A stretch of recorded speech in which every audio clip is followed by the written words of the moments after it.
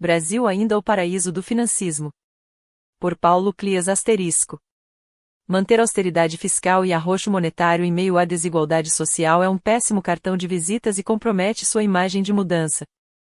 O nosso país segue batendo recordes atrás de recordes, em inúmeras variáveis e modalidades, para assegurar o título de campeão mundial de juros. Para a elite do financismo local, pouco importa que tal pódio seja considerado uma vergonha internacional e um escândalo no que se refere a definições de prioridades de política econômica.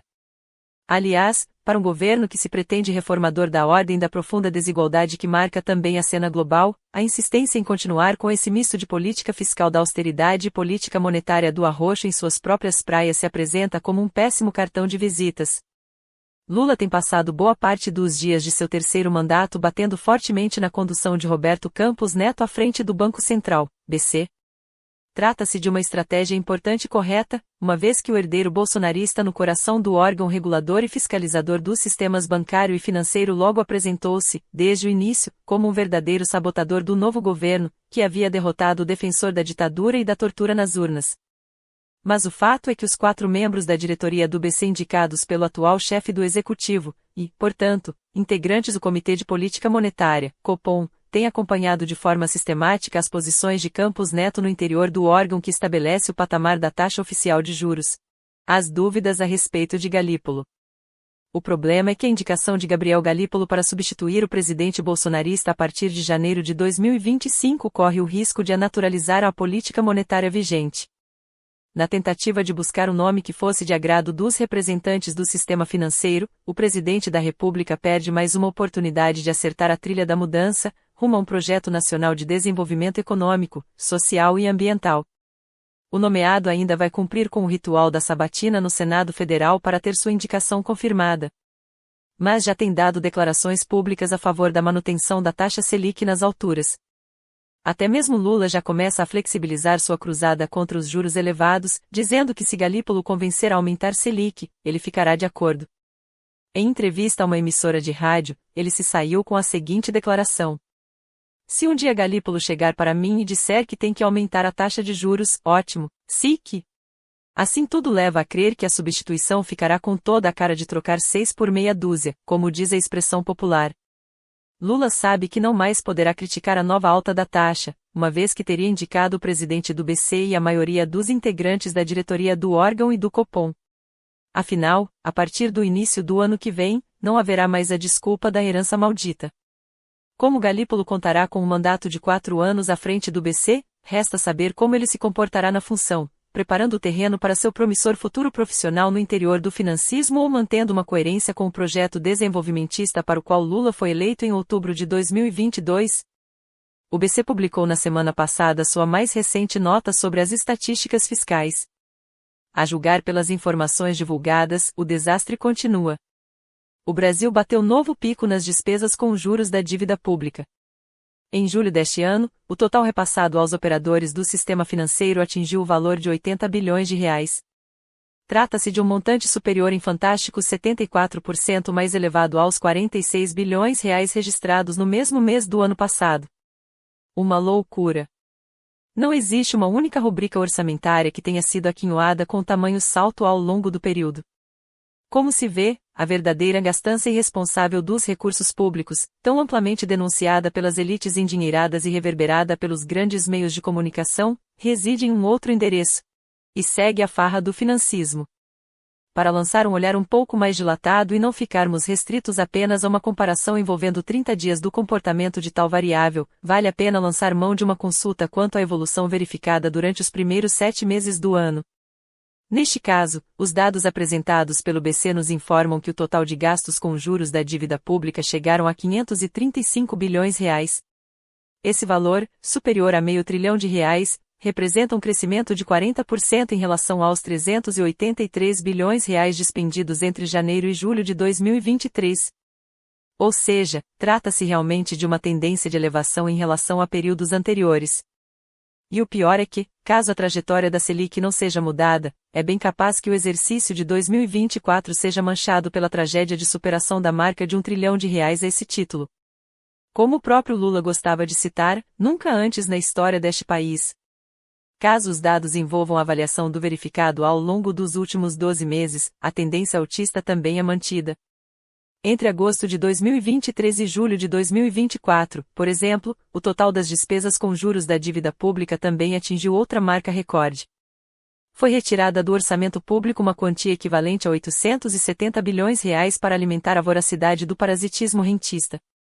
O valor inédito significa um crescimento de 21% em relação aos R$ 718 bilhões encontrados nos registros do BC para os 12 meses de 2023.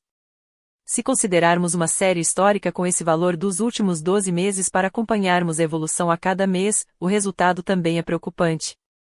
O gráfico abaixo ilustra bem essa tendência altista. Outra tendência que reforça a interpretação do poder do financismo na subtração de recursos do orçamento federal para o cumprimento das despesas financeiras refere-se à evolução do total de gastos de tal natureza em relação ao estoque total da dívida líquida do governo geral. A observação do gráfico abaixo nos revela que o aumento expressivo com o montante de juros dispendidos não implicou em uma redução correspondente do valor total da dívida. Pelo contrário, pagou-se um volume crescente de despesas financeiras e ao mesmo tempo o total da dívida pública também aumentou de patamar. O total de pagamento de juros saiu de R$ 448 bilhões em 2021 e atingiu os atuais R$ 870 bilhões em 2024, considerando os últimos 12 meses. Ora, apesar de tal enorme esforço de austeridade nas contas públicas, o fato é que o estoque total da dívida pública seguiu crescendo. Esse indicador saiu de R$ 5,4 trilhões em 2021 para os atuais R$ 7,1 tri em julho de 2024. Como a taxa Selic é o piso de referência para a remuneração dos serviços do endividamento público, a tendência é de que o quadro continue a se agravar caso não ocorra uma mudança significativa na condução da política monetária. Evolução do total de dívida pública e de despesas com juros. Reais trilhões, de 2021 a 2024. Finalmente, vale observar o que ocorre com a evolução da relação entre a despesa com juros e o estoque da dívida pública. Levando-se em conta o mesmo período analisado anteriormente, o gráfico abaixo evidencia a piora contínua no comportamento do indicador que apresenta a comparação entre o volume total de juros e o estoque total da dívida líquida do governo. Indicador da relação entre despesas com juros e estoque da dívida pública. As informações acima demonstram a ineficácia da política de austeridade fiscal para solucionar as questões no âmbito da própria política fiscal. Trata-se da chamada estratégia de enxugar gelo. Por meio de dispositivos de ordem jurídica como a Lei de Responsabilidade Fiscal, o extinto teto de gastos e o atual novo arcabouço fiscal, o que se estabelece como prioridade para a política econômica do governo é a redução das despesas orçamentárias ditas primárias. Assim, por meio da armadilha perversa do simples adjetivo aparentemente ingênuo, o que se promove é a introdução da maldade de concentrar todo o tipo de teto, limite, contingenciamento ou corte apenas e exclusivamente nas rubricas não financeiras. Já as despesas com pagamento de juros são consideradas imexíveis. Para elas, o céu é o limite. A busca obsessiva de resultados considerados positivos nas contas públicas é considerada pelo pessoal das finanças como sinônimo de sucesso no quesito à responsabilidade fiscal. No entanto, ao deixar intocável o volume crescente de pagamento de juros, o governo concentra seus esforços na manipulação criminosa de artifícios para a redução de direitos sociais e constitucionais, a exemplo de previdência social, saúde, educação, assistência social, segurança pública, salário de servidores, saneamento e toda sorte de investimentos necessários para a manutenção e ampliação do rol de políticas públicas. Não é por acaso que surgem pela grande imprensa as tentativas de desconstitucionalizar os pisos constitucionais de saúde e de educação, além da obscena proposta de desvincular os benefícios da Previdência Social do valor do salário mínimo.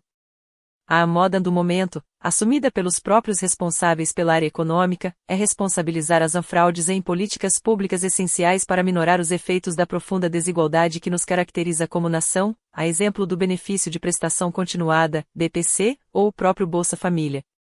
Uma loucura. Medidas para garantir a integridade e a correção na aplicação dos recursos públicos deveria fazer parte do cotidiano de um governo preocupado em promover justiça social. Ocorre que escolher programas como os acima mencionados para criminalizá-los e apontá-los como responsáveis pelo desequilíbrio fiscal é assumir de forma maldosa o discurso mentiroso das elites. Pente fino deve ser feito no topo da pirâmide da desigualdade. Se o governo deseja fazer um verdadeiro pente fino nas despesas públicas, deveria começar pelo escandaloso nível da sonegação tributária que impera há séculos por estas terras. Se o governo pretende promover justiça fiscal, deveria encaminhar imediatamente ao Congresso Nacional uma medida provisória eliminando a inexplicável permanência da isenção de lucros e dividendos, excrescência que se mantém inalterada desde 1996. Se o governo está efetivamente preocupado com o equilíbrio das contas públicas, ele deveria colocar na mesa os valores das despesas com juros e não apenas alardear, fazendo coro com a nata do financismo, suas soluções que focam apenas na redução de gastos com políticas sociais e investimentos. Lula precisa acordar de uma vez por todas e intervir neste debate. Não basta apenas nomear um novo presidente do BC que seja do agrado do universo paralelo da Faria Lima. É fundamental reorientar a política monetária e a política fiscal. Não faz sentido fechar os olhos, os ouvidos e a boca para os 870 bilhões reais de despesa orçamentária com juros e comandar uma verdadeira caça às bruxas em supostos vazamentos pouco expressivos nas políticas de natureza social. Paulo Clias é doutor em Economia e membro da carreira de especialistas em políticas públicas e gestão governamental do Governo Federal. Fonte: Brasil 247.